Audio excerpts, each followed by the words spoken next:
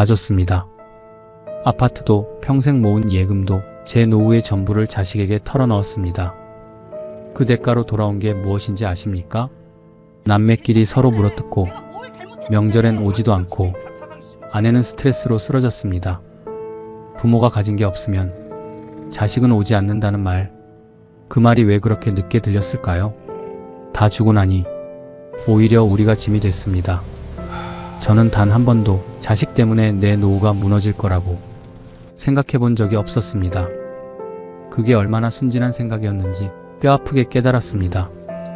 이것은 사랑이라는 이름 아래 노후를 통째로 잃어버린 한 가장의 고백이자 무너진 삶을 스스로 되찾기 위한 단호한 투쟁의 기록입니다. 사연 시작하기 전에 구독과 좋아요, 알림 설정 부탁드립니다. 평범한 사람들의 숨겨진 이야기를 매일 전해드리는 채널입니다. 안녕하세요. 저는 올해로 65세 박준호입니다. 소위 말하는 베이비붐 세대의 끝자락 그리고 마처 세대의 한복판에 서 있는 사람입니다. 마처 세대, 부모를 부양하는 마지막 세대이자 자식에게 부양받지 못하는 첫 번째 세대. 누가 처음 그 말을 만들었는지 모르지만 딱 제 얘기 같더군요. 앞만 보고 달려온 제 인생이 그 톱니바퀴 사이에 정확하게 끼어버린 것 같습니다. 남들은 이 나이면 편하게 쉬어야 할 때라고 하더군요. 그런데 저는 이 나이가 되도록 단 한 번도 마음 편히 쉬어본 적이 없습니다. 저는 32년간 중견 건설회사에 다녔습니다. 현장 나가면 모래바람 마시고 여름엔 땡볕 아래 서 있고 겨울엔 손발이 얼어붙어도 그냥 버텼습니다. 가족 먹여 살려야 한다는 생각 하나로요. 그게 제 세대의 방식이었습니다. 불평 없이 묵묵히 그냥 버티는 것. 5년 전 32년 만에 다니던 회사에서 정년퇴직을 했습니다. 퇴직하던 날 회사 동료들이 조촐하게 자리를 마련해 줬습니다. 꽃다발도 받고 박수도 받고 수고했다는 말도 들었습니다. 그런데 이상하게도 집에 돌아오는 지하철 안에서 눈물이 핑 돌더군요. 기쁜 건지 슬픈 건지 그때는 잘 몰랐습니다. 지금 생각하면 그건 아마도 내 인생의 가장 단단했던 시절이 그날로 끝났다는 걸 어렴풋이 알았던 것 같습니다. 퇴직하고 손에 쥔 건 퇴직금 1억 8천만 원, 경기도 광명에 있는 7억짜리 아파트 한 채, 그리고 아내가 30년 넘게 한 푼 두 푼 모아온 예금 3억 원, 합치면 적지 않은 돈입니다. 저도 그렇게 생각했습니다. 이 정도면 됐다고, 시골에 계신 어머니 모시고 아내랑 소박하게 살면 충분하다고. 사실 저도 꿈이 있었습니다. 같이 입사했던 친구 중에 이광수라는 친구가 있었습니다. 그 친구는 퇴직하자마자 아내랑 유럽 여행을 다녀왔습니다. 단톡방에 사진을 올리더군요. 파리 에펠탑 앞에서 찍은 사진, 스위스 어느 호숫가에서 찍은 사진이었어요. 이게 사람 사는 거다. 그 친구가 사진을 보내며 그러더라고요. 또 다른 친구 김영태는 퇴직하고 나서 골프에 빠졌습니다. 한 달에 2번씩은 꼭 필드를 나간다며 준호야, 퇴직하고 골프만 한 게 없다. 인생 다시 사는 기분이야. 나중에 부부 동반으로 골프 한번 치자. 라고 했습니다. 저도 그런 노후를 꿈꿨습니다. 아내랑 손잡고 외국 어딘가를 걷고 가끔 친구들이랑 골프도 치고 여유롭게 커피 한 잔 마시는 그런 하루. 그게 그렇게 대단한 꿈도 아니잖아요. 32년 동안 열심히 살았으니 그 정도는 누려도 된다고 생각했습니다. 퇴직하고 한동안은 정말 좋았습니다. 아침에 늦잠도 자고 아내랑 동네 산책도 하고 오랜만에 책도 읽고 별거 아니지만 작고 소소한 하루가 좋았습니다. 가끔 가까운 곳으로 아내와 여행도 다니고 부부 동반 골프 모임도 다니고 참 즐겁고 행복했습니다. 한 달에 한 번은 꼭 시골에 내려가 어머니도 뵈었습니다. 집으로 모시고 싶다고 몇 번을 말씀드렸습니다. 그런데 어머니는 한사코 고개를 저으셨습니다. 나는 여기가 좋다. 평생 살아온 데가 여기인데 이 나이에 어딜 가냐. 친척들도 있고 이웃도 있고 너희 사는 데 가면 내가 더 불편해. 그 말씀에 더 이상 드릴 말이 없었습니다. 그래서 제가 내려가는 수밖에 없었습니다. 한 달에 한 번, 그게 제가 할 수 있는 전부였습니다. 그렇게 소소하고 평온한 일상은 생각보다 오래가지 않았습니다. 퇴직하고 3년쯤 지났을 무렵이었습니다. 어느 평범한 오후 저녁을 먹고 있는데 아들 준서한테서 전화가 왔습니다. 아버지 드릴 말씀이 있는데요. 조만간 집에 들를게요. 저희 아이들은 아들 하나 딸 하나입니다. 아들 준서 32, 딸 지연 30. 준서는 대학 졸업하고 중소기업 몇 군데 다니다 결혼 후 창업을 하고 싶다고 했습니다. 지연이는 일찍 결혼해서 애둘 키우며 살림하고 있었습니다. 두 아이 다 부족함 없이 키웠다고 생각했습니다. 대학도 졸업시키고 결혼할 때도 부족함 없이 도와줬습니다. 전화를 받는 순간 어딘가 불길한 느낌이 스쳤습니다. 그런데 저는 그 느낌을 무시했습니다. 부모는 늘 그렇습니다. 자식이 잘못될 거라는 생각을 끝까지 하지 않으려 합니다. 그게 부모의 사랑이기도 하지만 때로는 가장 큰 약점이 되기도 합니다. 저처럼요. 저는 살면서 단 한 번도 자식 때문에 내 노후가 무너질 거라고 생각해 본 적이 없었습니다. 우리 자식들은 다르다고, 우리 애들은 그러지 않는다고, 그게 얼마나 순진한 생각이었는지 이제는 압니다. 가슴 깊이 뼈저리게 아들 준서가 집에 온 건 전화를 받고 사흘 뒤였습니다. 며느리 수진이도 함께였습니다. 둘이 나란히 소파에 앉아 뭔가 준비해온 사람들처럼 서류 봉투 하나를 들고 있었습니다. 저는 그게 좀 걸렸습니다. 그냥 얘기하러 온 게 아니라 뭔가 단단히 준비해 온 것 같아서요. 아버지, 저 사업 한번 해보고 싶어요. 준서가 꺼낸 첫 마디였습니다. 사업? 네. 베이커리 카페요. 요즘 젊은 사람들 사이에서 제대로 된 카페 빵집이 엄청 뜨고 있거든요. 저도 몇 년 동안 시장 조사를 했고 수진이도 제과제빵 자격증 있잖아요. 둘이 같이 하면 잘 될 것 같아요. 서류 봉투에서 꺼낸 건 사업계획서였습니다. 나름 두툼하게 만들어 온 것 같았습니다. 입지 분석, 예상 매출, 초기 투자 비용. 준서가 설명하는 동안 수진이는 옆에서 거들었습니다. 아버님, 요즘 SNS에서 뜨는 카페들 보면 인테리어 잘 된 베이커리 카페는 줄 서서 들어가요. 진짜 장사 잘 돼요. 저희도 그렇게 할 수 있어요. 준서도 거들었습니다. 아버지, 지금이 기회예요. 저는 솔직히 처음에는 반가웠습니다. 준서가 회사 다닐 때 항상 힘들다, 적성에 안 맞는다 했거든요. 그러니까 자기가 하고 싶은 걸 찾았다니 그게 나쁘지 않았습니다. 그런데 이내 현실적인 질문이 떠올랐습니다. 창업할 돈은 있고 준서가 잠깐 머뭇거리다 말했습니다. 그래서 말인데요, 아버지, 초기 자금으로 한 3억 정도 필요해요. 아버지, 좀 도와주실 수 있어요? 3억. 그 숫자를 듣는 순간 가슴 어딘가가 쿵 내려앉았습니다. 그게 어디서 나오냐? 우리한테 달라는 거야? 아버지, 저도 대출 받을 수 있는지 알아볼게요. 저는 그날 바로 대답을 하지 않았습니다. 준서 부부를 돌려보내고 아내랑 둘이 오래 얘기했습니다. 저는 반대쪽이었습니다. 사업이 말처럼 쉬운 게 아닌데 잘못되면 어쩌려고. 그런데 아내가 그러더군요. 여보, 우리가 죽고 나서 주면 뭐해요? 애들 1살이라도 젊을 때 자리 잡게 도와줍시다. 어차피 우리 죽으면 다 줄 거잖아요. 그 말이 제 마음을 흔들었습니다. 틀린 말이 아니었거든요. 어차피 우리가 가져갈 것도 아닌데 살아있을 때 도와주는 게 낫지 않겠냐고. 그때는 그 말이 참 따뜻하고 맞는 말처럼 들렸습니다. 지금 생각하면 그게 우리 인생 최대의 패착이었습니다. 며칠을 더 고민했습니다. 그러는 사이 준서한테서 거의 매일 연락이 왔습니다. 아버지, 좋은 자리가 났어요. 지금 잡지 않으면 다른 사람한테 가요. 아버지, 이번 기회 정말 확실해요. 한 번만 믿어주세요. 며느리 수진이도 따로 문자를 보내왔습니다. 아버님, 저희 정말 열심히 할게요. 나중에 꼭 효도로 갚을게요. 그 말들이 쌓이다 보니 저도 점점 마음이 기울었습니다.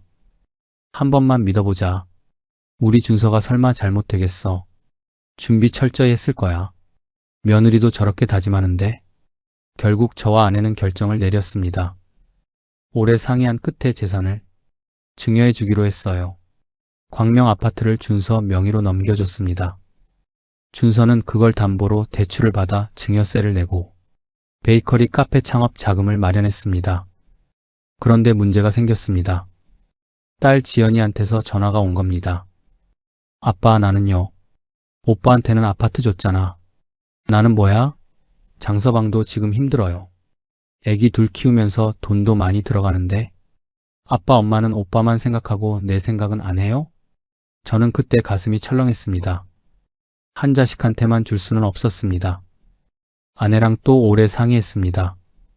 결국 지연이한테는 아내가 모아둔 예금 3억을 주기로 했습니다. 그렇게 해서 광명 아파트는 아들한테, 현금 3억은 딸한테, 우리 부부는 남은 퇴직금과 가지고 있던 주식을 정리해 평수를 줄여 15평 아파트로 이사했습니다. 이삿날 빈 아파트를 마지막으로 둘러보며 아내가 제 팔짱을 꼈습니다. 여보, 잘한 거지요? 애들이 잘 되면 그게 우리 행복 아니겠어요? 어차피 아내와 둘이 사는데 넓은 집이 무슨 소용이냐고. 저도 그때는 그렇게 생각했습니다. 자식들 앞길 열어줬다는 뿌듯함에 마음이 따뜻하기까지 했습니다. 그런데 말입니다. 이사하고 나서 며칠 뒤 아들한테서 문자 한 통이 왔습니다. 아버지, 카페 계약했어요. 걱정 마세요. 잘 될 거예요. 딸한테서는 아무 연락이 없었습니다. 현금 3억을 받은 그날 이후로 지연이한테서는 전화 한 통이 오지 않았습니다. 그때부터였습니다. 뭔가 잘못됐다는 느낌이 가슴 한켠에 자리를 잡기 시작한 게, 그 느낌은 생각보다 훨씬 빨리 현실이 되어버렸습니다. 카페 계약을 했다는 문자를 받고 저는 한동안 기도하는 심정으로 지냈습니다. 제발 잘 됐으면 좋겠다고. 준서가 이번엔 정말 자리를 잡았으면 좋겠다고. 아내도 마찬가지였습니다. 여보, 요즘 카페 장사 잘 된다잖아요. 준서 잘할 거예요. 그렇게 서로를 다독이며 지냈습니다. 카페가 문을 연 건 계약하고 2달쯤 뒤였습니다. 준서한테서 연락이 왔습니다. 아버지, 오픈했어요. 엄마랑 한번 오세요. 저와 아내는 부푼 마음으로 찾아갔습니다. 카페는 생각보다 규모가 컸습니다. 1층은 베이커리 공간, 2층은 카페홀. 인테리어도 깔끔하게 잘 해놨더군요. 오픈 첫날이라 손님도 꽤 있었습니다. 준서가 환하게 웃으며 맞아줬고 수진이는 앞치마를 두르고 빵을 나르고 있었습니다. 그 모습을 보며 저는 가슴이 뭉클했습니다. 그래, 이거야. 이렇게 잘 되면 되는 거지. 그런데 그게 끝이었습니다. 그날이 제가 카페에서 가장 행복했던 마지막 날이었습니다. 문제는 엉뚱한 데서 터졌습니다. 카페를 오픈하고 석 달이 지났을 무렵 딸 지연이한테서 전화가 왔습니다. 아빠, 나 할 말 있어. 오빠 카페 가봤어? 응, 가봤지. 잘 되던데. 아빠는 그게 좋아 보여요? 오빠가 받은 아파트 지금 얼마가 된 줄 알아요? 광명 아파트 요즘 시세가 8억이 넘었어. 근데 나는 현금 3억 받았어. 증여세 내고 나니 실제로 손에 쥔 건 2억 5천도 안 돼. 근데 오빠 아파트는 계속 오르고 있잖아. 이게 공평해요? 저는 순간 말문이 막혔습니다.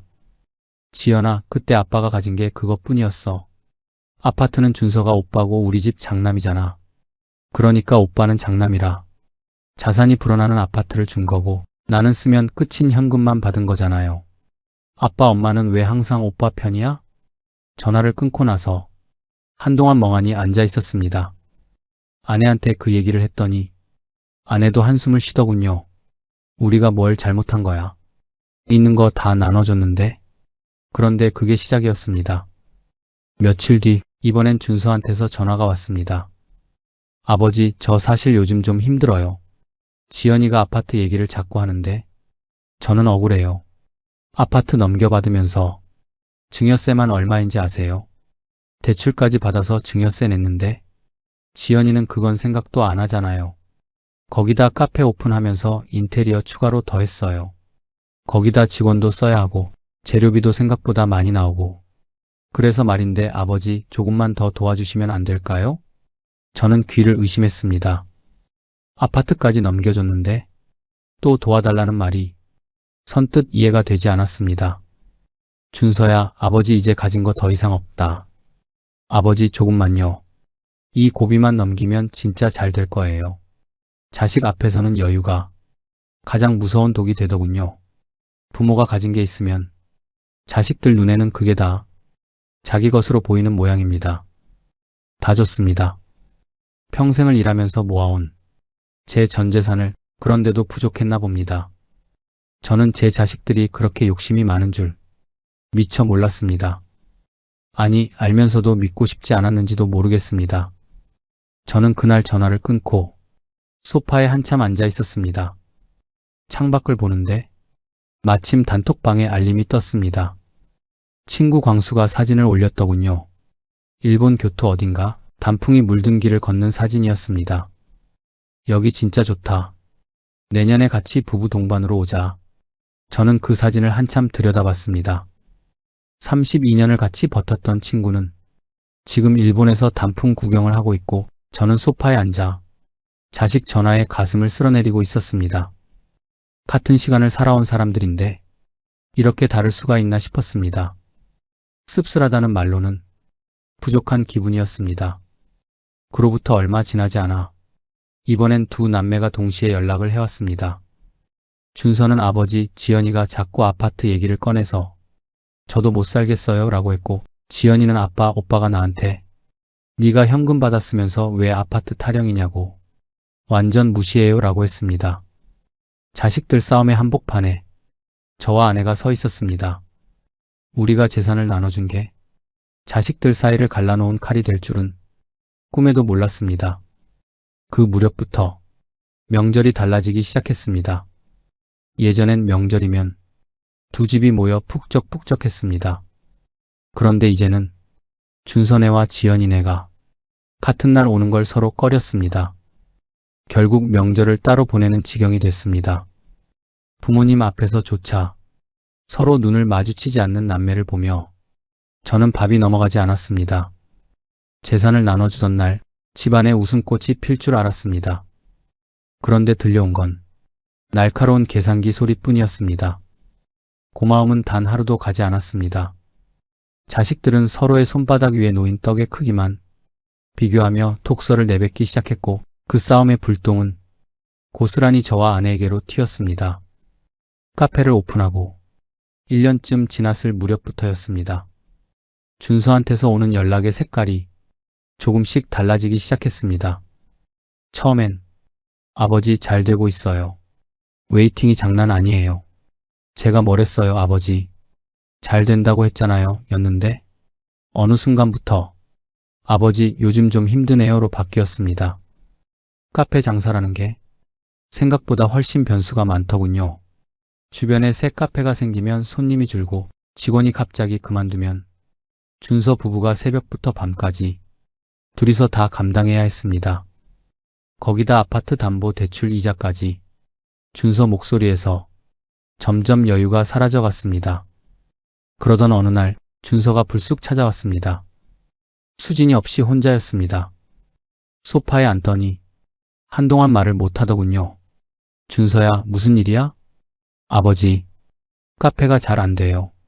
이번 달에 대출 이자도 밀렸고 직원 월급도 겨우 줬어요. 저는 가슴이 내려앉았습니다. 그래서 아버지, 조금만 더 도와주시면 안 될까요? 이 고비만 넘기면 진짜 자리 잡을 수 있을 것 같아요. 저는 그 자리에서 한참을 말이 없었습니다. 이제 우리 부부한테 남은 건 15평 아파트가 전부였습니다. 광명 30평짜리 아파트도 넘겨줬고 예금도 줘버렸고 손에 쥔 현금은 없었습니다. 매달 나오는 연금이 전부였습니다. 그게 우리 부부 노후의 마지막 보루였습니다. 준서야, 이번엔 너가 헤쳐나가봐. 준서는 아무 말 없이 일어섰습니다. 나가면서 뒤도 돌아보지 않았습니다. 그날 이후로 준서의 연락이 뚝 끊겼습니다. 며느리 수진이도 마찬가지였습니다. 명절이 다가와도 먼저 연락이 오지 않았습니다. 제가 아들에게 먼저 전화를 하면 아, 네 아버지. 바빠서요. 나중에 갈게요.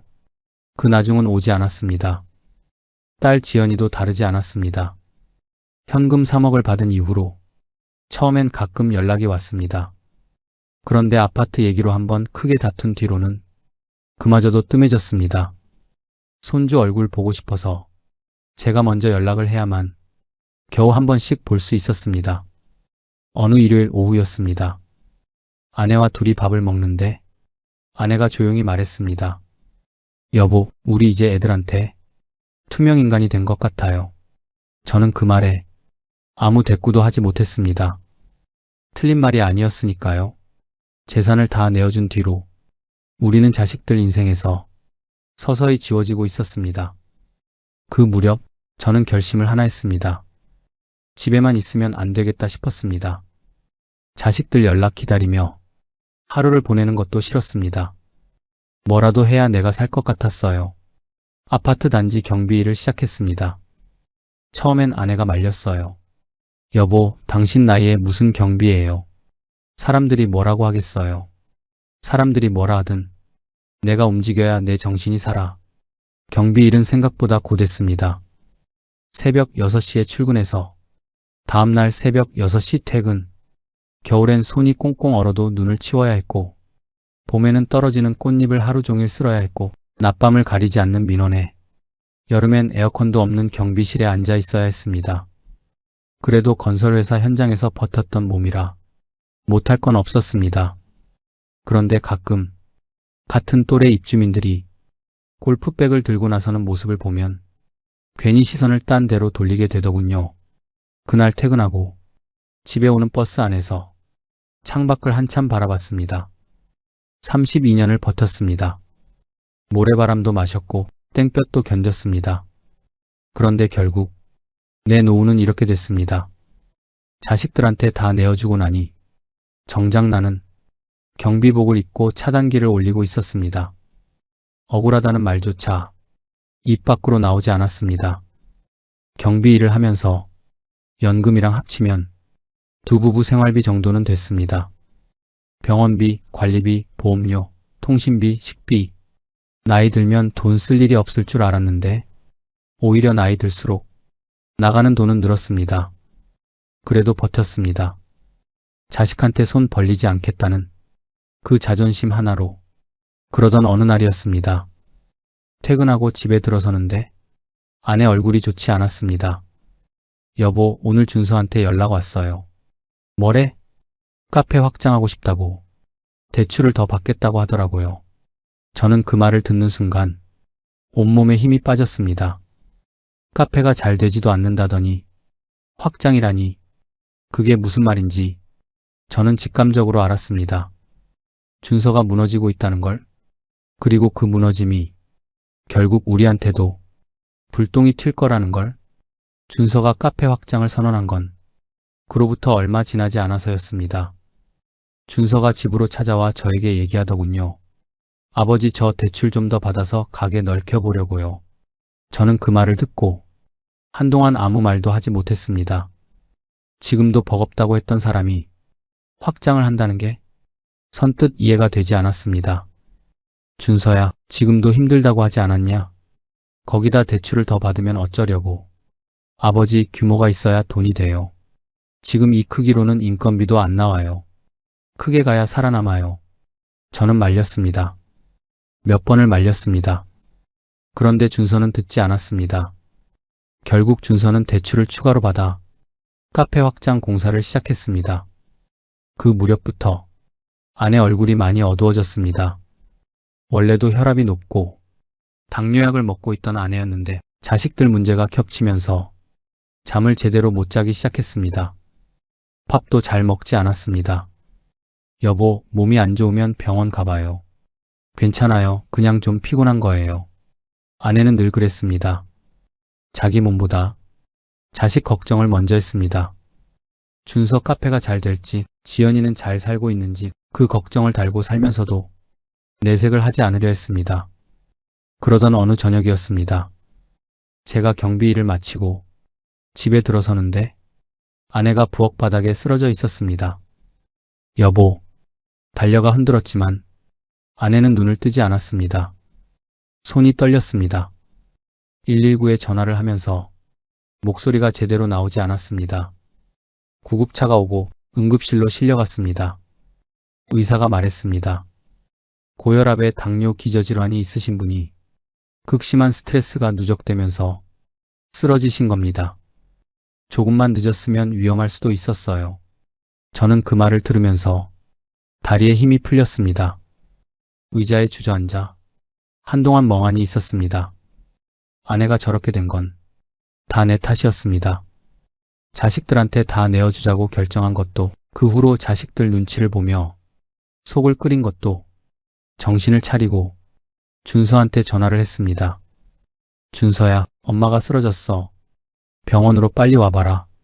잠시 침묵이 흐르더니 준서가 말했습니다. 아버지, 저도 지금 죽겠어요. 카페 마감하고 최대한 빨리 가볼게요. 일단 지연이한테 먼저 연락해보세요. 저는 전화기를 내려다봤습니다. 엄마가 쓰러졌다는데 괜찮냐는 한마디 없이 카페 마감을 하고 오겠다는 아들.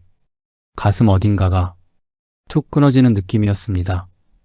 딸 지연이가 왔습니다. 그런데 병실에 들어서자마자 한다는 말이 이거였습니다. 엄마는 괜찮은 거예요? 오빠는요, 안 왔어요? 진짜 무책임하네. 엄마가 쓰러졌다는데 코빼기도 안 보여요? 엄마 아빠 재산 다 받았으면 오빠가 엄마 책임져야지. 저는 아무 말도 하지 않았습니다. 병실 창밖을 바라보며 그냥 가만히 있었습니다. 따지고 싶지도 않았어요. 그냥 다 허탈했습니다. 병원비 걱정이 밀려왔습니다. 다행히 아내가 꼬박꼬박 부어온 보험이 있었습니다. 거기다 매달 나오는 연금도 있었습니다. 당장 병원비는 해결이 됐습니다. 그런데 그게 끝이 아니었습니다. 앞으로가 문제였습니다. 병원 복도 의자에 앉아 가만히 생각해 봤습니다. 병원비, 관리비, 보험료, 통신비, 식비, 연금과 경비일로 버는 돈으로 빠듯하게 맞춰가고 있었습니다. 그 빠듯한 살림에 아내 입원비까지 더해지니 머릿속이 복잡했습니다. 자식한테 다 줬는데 정작 아내가 쓰러진 날 곁에 있어준 건 아무도 없었습니다. 저 혼자였습니다. 다 줬는데 오히려 다 주고 나니 진짜 짐이 되어버린 현실. 60대에 마주한 이 상황은 단순히 돈의 문제가 아니었습니다. 평생 쌓아온 믿음이, 자식에 대한 기대가 한꺼번에 무너지는 고통이었습니다. 그날 밤 저는 병실 의자에 앉아 밤을 새웠습니다. 아내의 숨소리를 들으면서 천장을 바라봤습니다. 내가 뭘 그렇게 잘못한 걸까? 열심히 살았는데, 자식들 위해 다 내어줬는데, 답은 나오지 않았습니다. 그냥 긴 밤이었습니다. 준서는 그날 늦은 밤 병원에 왔습니다.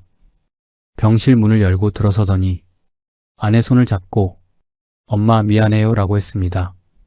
저는 그 모습을 보면서 아무 말도 하지 않았습니다. 아내가 입원한 일주일 동안 지연이는 그 사이 2번 왔다 갔습니다. 올 때마다 오빠 욕을 했습니다. 오빠는 아파트까지 받아놓고 엄마도 안 돌보고 뭐 하는 거야? 아주 코빼기도 안 보이네. 나는 애들 챙겨야 해도 오잖아. 아내는 그 말을 들으면서도 됐다, 다들 바쁜데 한번 왔다 갔으면 됐지라고 했습니다. 그게 더 마음이 아팠습니다. 퇴원하는 날이었습니다. 아내가 병원 옷을 갈아입으면서 거울을 한참 들여다보더군요. 저도 옆에서 봤습니다. 입원 전보다 어깨가 훨씬 작아 보였습니다. 얼굴도 많이 야위었고요. 병원 복도를 걸어 나오는데 아내가 제 손을 꼭 잡았습니다. 그냥 말없이 걸었습니다.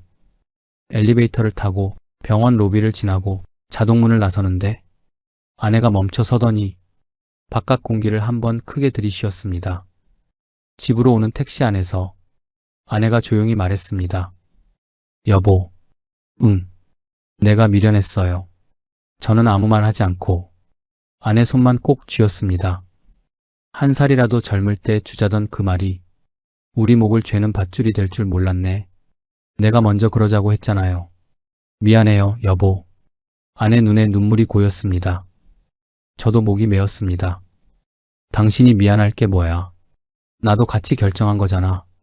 택시 기사 앞에서 우리 부부는 말없이 서로 손만 잡고 있었습니다. 창밖으로 익숙한 동네 골목이 지나갔습니다. 집에 돌아와 아내를 소파에 앉히고 따뜻한 물 한 잔을 가져다 줬습니다. 아내가 물을 마시다가 말을 꺼냈습니다. 여보, 나 병실에서 일주일 동안 생각 많이 했어요. 무슨 생각? 우리가 왜 자식들한테 그렇게 미안해 했는지, 더 못해줘서 미안하고 짐이 될까봐 미안하고 그 미안함 때문에 다 줬잖아요. 근데 있잖아요. 다 주고 나니까 우리가 진짜 짐이 됐어. 아프면 부담이고 연락하면 귀찮고 이제 그 미안함 그만하려고요. 저는 그 말을 들으면서 가슴 한켠이 먹먹해졌습니다. 순하디 순한 아내의 입에서 그런 말이 나오기까지 얼마나 많이 울었을까 싶었습니다. 아내가 말을 이었습니다. 이제 자식들한테 미안해 하지 마요. 우리 나중에 병들고 거동 힘들 때 자식 눈치 안 보고 간병인이라도 쓸 수 있게 우리 것만 챙깁시다. 그게 우리를 지키는 유일한 방법이야. 저는 한동안 말이 없었습니다. 아내 말이 맞았습니다. 늦었지만 지금이라도 자식한테 기대지 않으려면 우리가 끝까지 우리 것을 지켜야 했습니다. 아프면 간병인을 쓸 수 있어야 하고 병원비는 우리가 해결할 수 있어야 하고 자식 눈치 보지 않고 살 수 있어야 했습니다. 그게 자식한테 짐이 되지 않는 유일한 방법이기도 했습니다. 알겠어, 여보. 이제 우리 것만 챙기자. 이 집이랑 연금 내가 버는 거 우리 노후 위해서만 쓰자. 아내가 고개를 끄덕였습니다. 그날 저녁 우리 부부는 오랜만에 둘이 마주 앉아 밥을 먹었습니다. 반찬은 별거 없었습니다. 찌개 하나, 김치 하나. 그런데 오랜만에 밥이 제대로 넘어갔습니다. 식사를 마치고 아내가 설거지를 하는데 제가 옆에 서서 거들었습니다. 아내가 피식 웃더군요. 여보, 왜요? 그냥 이렇게 둘이 있으니까 좋다 싶어서. 저도 웃었습니다. 자식들한테 다 내어주고 남은 게 없다고 생각했는데 정작 가장 중요한 건 남아 있었습니다. 이 사람, 내 옆에 있는 이 사람. 그날 우리 부부는 소파에 나란히 앉아 오래 얘기를 했습니다. 자식이라는 이름의 기대를 완전히 내려놓기로 했습니다. 그리고 오직 서로만을 의지하며 남은 생을 살아가기로 굳게 약속했습니다. 그런데 말입니다. 그 약속을 하고 나서 얼마 지나지 않아 시골에서 전화가 왔습니다. 어머니께서 많이 편찮으시다고 시골에서 전화를 받은 건 늦은 저녁이었습니다. 어머니 댁 근처에 사시는 친척 어르신이었습니다. 준호야, 어머니가 많이 안 좋으시다. 빨리 내려와 봐라. 저는 전화를 끊고 한동안 멍하니 서 있었습니다. 어머니, 올해로 90이 넘으신 어머니, 2달 전에 뵀을 때도 많이 야위셨다 싶었는데 그때 더 자주 찾아뵀어야 했습니다. 아내한테 말했습니다. 여보, 시골 내려가 봐야겠어. 어머니가 많이 안 좋으시대. 아내가 자리에서 일어나며 말했습니다.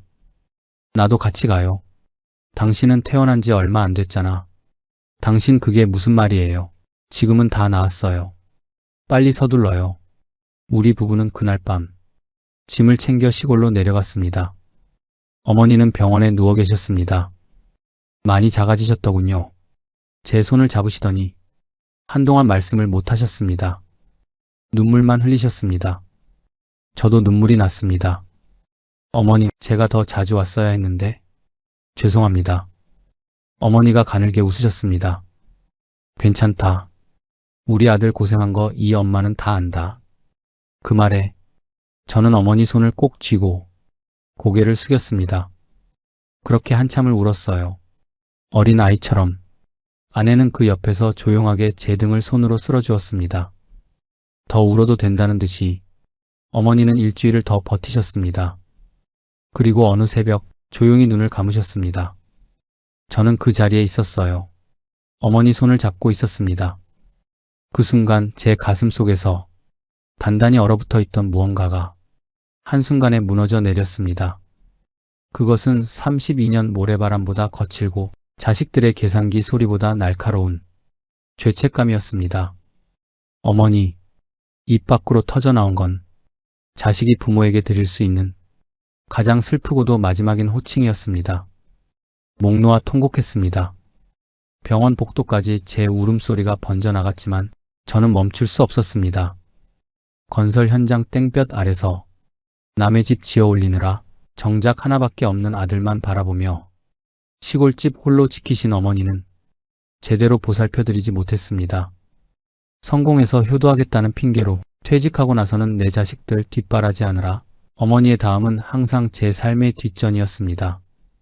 바쁘다는 핑계로 명절에만 잠깐 들러 용돈 몇 푼 쥐어드리고 돌아서던 제 뒷모습을 보며 어머니는 얼마나 또 긴 시간을 홀로 견디셨을까요? 죄송합니다, 어머니. 이 못난 자식을 용서하지 마세요. 그렇게 애끓게 살다 가신 어머니 앞에서 제가 버티고 서 있던 자존심도 자식에 대한 원망도 다 부질없는 욕심처럼 느껴졌습니다. 차디찬 병실 공기 속으로 제 뒤늦은 후회가 통곡이 되어 길게 퍼져나갔습니다. 장례를 치르는 동안 준서와 지연이도 내려왔습니다. 오랜만에 남매가 한자리에 모였습니다. 그런데 어색했습니다. 서로 말을 잘하지 않았습니다. 할머니 영정 사진 앞에서도 눈을 마주치지 않는 남매를 보며 어머니가 저걸 보셨으면 얼마나 속상하셨을까 싶었습니다. 장례를 마치고 유품을 정리하는데 친척 어르신이 저를 부르셨습니다. 준호야, 어머니가 땅을 좀 남기셨다. 네 앞으로 어머니가 평생 일구신 시골 땅 몇 마지기였습니다. 크지 않은 땅이었습니다. 그런데 친척 어르신이 조심스럽게 말씀을 덧붙이셨습니다. 근데 말이다. 요즘 그 근처가 개발 얘기가 나온다더라. 땅값이 꽤 올랐다고 하던데. 그 말이 작게 퍼졌습니다. 저는 그 순간 준서와 지연이의 표정이 미묘하게 바뀌는 걸 봤습니다. 그날 저녁이었습니다. 준서가 슬그머니 제 옆에 왔습니다. 평소에는 연락도 잘 없던 아들이 갑자기 제 어깨를 토닥이며 말했습니다. 아버지, 많이 힘드시죠? 이제 제가 모실게요. 그동안 제가 너무 철없이 굴었어요. 눈물을 닦으며 말했습니다. 저는 그 모습을 보면서 아무 말도 하지 않았어요. 속으로만 생각했습니다. 얼마 전까지 엄마 쓰러졌다는 소리에 병원도 제때 오지 않던 아들놈이 지연이는 더했습니다. 며느리 수진이를 붙잡고 목소리를 높였습니다. 아빠는 내가 모실 거야. 오빠는 아파트도 받았잖아. 이번엔 내 차례야. 며느리 수진이가 지지 않고 받아쳤습니다. 무슨 소리예요? 저희가 모시기로 했어요. 할머니 유산에 자식들이 싸우고 있었습니다. 아버지를 모시겠다는 싸움이 아니었습니다. 땅을 가까이서 지키겠다는 싸움이었습니다. 저는 그 모습을 멀찍이서 바라봤습니다. 아내가 제 옆에 와서 섰습니다. 아무 말 없이 그냥 제 팔을 잡았습니다. 저는 그날 마음속에 남아있던 마지막 기대를 내려놓았습니다. 자식들이 언젠가는 달라지겠지. 우리 죽으면 둘밖에 없는데 서로 화해하겠지. 우리가 힘들면 달려오겠지 하는 그 기대. 어머니 영정 앞에서 그 기대를 완전히 접었습니다. 장례를 마치고 올라오는 차 안에서 아내가 말했습니다. 여보, 저 땅 어떻게 할 거예요? 저는 잠깐 생각하다 말했습니다. 어머니가 나한테 남겨주신 거야. 우리가 써야지. 아내가 조용히 고개를 끄덕였습니다. 집으로 올라오는 내내 어머니 얼굴이 떠올랐습니다. 평생 논밭을 일구시며 자식 하나 잘 키워보겠다고 버티신 어머니. 그 어머니가 마지막으로 제게 남겨주신 게 그 땅이었습니다. 저는 그 땅을 절대 자식들한테 주지 않겠다고 속으로 다짐했습니다. 어머니의 마지막 선물을 지켜야 했습니다. 그리고 며칠 뒤 저는 자식들을 불러 모았습니다. 자식들을 부른 건 장례를 치르고 일주일쯤 지난 날이었습니다. 준서와 지연이 가족, 며느리 수진이까지 우리 집 거실에 모였습니다. 오랜만에 가족 모두 한자리에 앉았습니다. 분위기가 묘했습니다. 준서는 장례식장에서처럼 저한테 살갑게 굴었습니다. 지연이는 수진이 눈치를 보면서 저한테 먼저 말을 걸었습니다. 아빠, 요즘 많이 힘드시죠? 제가 자주 올게요. 저는 그 말들을 들으면서 조용히 차를 한 모금 마셨습니다. 그리고 찻잔을 내려놓으며 말을 시작했습니다. 다들 왜 불렀는지 알지? 아무도 대답하지 않았습니다. 할머니 땅 얘기하려고 불렀다. 준서와 지연이의 눈빛이 동시에 반짝였습니다. 저는 그 눈빛을 똑바로 바라보며 말을 이었습니다. 그 땅은 너희한테 줄 거 한 푼도 없다. 순간 거실이 조용해졌습니다. 준서가 먼저 입을 열었습니다. 아버지, 그게 무슨 말씀이에요? 저희가 아버지 모실 거잖아요. 모신다고? 언제부터? 준서가 말문이 막혔습니다. 지연이가 끼어들었습니다. 아빠, 우리가 자식인데 할머니 유산을 왜 우리한테 안 준다는 거야? 그게 말이 돼요? 저는 지연이를 바라봤습니다. 지연아, 너 엄마 쓰러졌을 때 병원에서 뭐라고 했는지 기억하냐? 지연이가 눈을 피했습니다. 오빠한테 다 줬으니까. 오빠가 엄마 책임지라고 했잖아. 그거 기억나니? 지연이가 아무 말 하지 않았습니다. 준서도 고개를 숙였습니다. 저는 천천히 말을 이었습니다. 이 돈은 할머니가 아버지를 위해 남기신 마지막 생명줄이다. 나와 내 엄마 죽기 전까지 병원비와 간병비로만 쓸 거다. 너희한테 기대지도 않겠다. 너희도 나한테 더 이상 기대지 마라. 준서가 목소리를 높였습니다. 아버지, 저희가 자식인데 너무하신 거 아니에요? 저는 지금 카페 때문에 죽겠는데 그래서 나보고 어쩌란 거냐. 엄마 아버지가 가진 집 너한테 증여했고 내가 평생 일해 모은 돈 지연이 줬다. 내가 카페 한다고 할 때 내가 말렸잖아. 대출 더 받는다고 할 때도 내가 말렸잖아. 그때 네가 내 말 한 번이라도 들었냐? 준서는 아무 말도 하지 못했습니다. 지연이가 눈물을 흘리기 시작했습니다. 아빠, 우리한테 이럴 수 있어. 우리가 뭘 그렇게 잘못했어. 저는 지연이를 바라봤습니다. 지연아, 아빠가 너 밉다는 게 아니야. 아빠도 너 사랑한다. 근데 사랑하는 것하고 재산 주는 건 다른 거야. 아빠 엄마는 가진 거에서 최선을 다해. 너희들 다 줬다. 그러니 더 이상은 기대지 마. 아내가 제 옆에서 조용히 앉아 있었습니다. 말을 보태지 않았습니다. 한참 동안 울고 따지고 하더니 결국 준서와 지연이는 자리에서 일어섰습니다. 준서가 나가면서 문 앞에서 돌아봤습니다. 아버지, 나중에 후회하실 거예요. 저는 대답하지 않았습니다. 문이 닫혔습니다. 거실에 저와 아내만 남았습니다. 아내가 한숨을 내쉬었어요. 저도 한동안 말이 없었습니다. 그런데 이상했습니다. 가슴이 먹먹하면서도 한편으론 홀가분했습니다. 오랫동안 짊어지고 있던 무거운 짐을 내려놓은 것 같은 느낌. 아내가 말했습니다. 여보, 잘하신 거예요. 저는 고개를 끄덕였습니다. 그날 이후로 저는 많은 걸 생각했습니다. 왜 자식한테 미리 다 줬을까? 주위 사람들이 그렇게 말렸는데 왜 귓등으로 들었을까? 부모가 가진 게 없으면 자식은 오지 않는다는 말이 비수처럼 꽂혔습니다. 자식의 눈물보다 나의 노후를 더 무겁게 여겼어야 했습니다. 그게 무너져가는 가족 관계를 지키고 내 마지막을 여유로 채울 수 있는 유일한 방법이었는데 지금 저는 경비 일을 계속하고 있습니다. 연금이 나오고 경비 일로 버는 돈이 있으니 두 부부 생활은 됩니다. 어머니가 남겨주신 땅은 우리 부부 노후를 위해 단단히 지키고 있습니다. 준서한테서는 가끔 연락이 옵니다. 카페가 힘들다. 이번 달도 적자다. 저는 안타깝습니다. 그런데 더 이상 제가 해줄 수 있는 게 없습니다. 아니, 해줘서는 안 됩니다. 지연이는 명절에 한 번씩 옵니다. 손주 얼굴을 보면 반갑습니다. 그걸로 됩니다. 아내는 요즘 몸 관리를 열심히 합니다. 혈압약, 당뇨약 꼬박꼬박 챙기고 아침마다 동네 한 바퀴를 걷습니다. 제가 경비일 마치고 돌아오면 밥이 차려져 있습니다. 그게 지금 저한테는 가장 큰 행복입니다. 여러분, 명심하십시오. 자식에게 미리 주지 마세요. 내 주머니가 든든해야 자식들 우애도 지켜지고 내 품위도 지켜집니다. 자식을 사랑하지 말라는 게 아닙니다. 사랑하되 내 노후를 담보로 사랑하지 마십시오. 부모의 가장 큰 책임은 끝까지 내 삶을 스스로 책임지는 것입니다.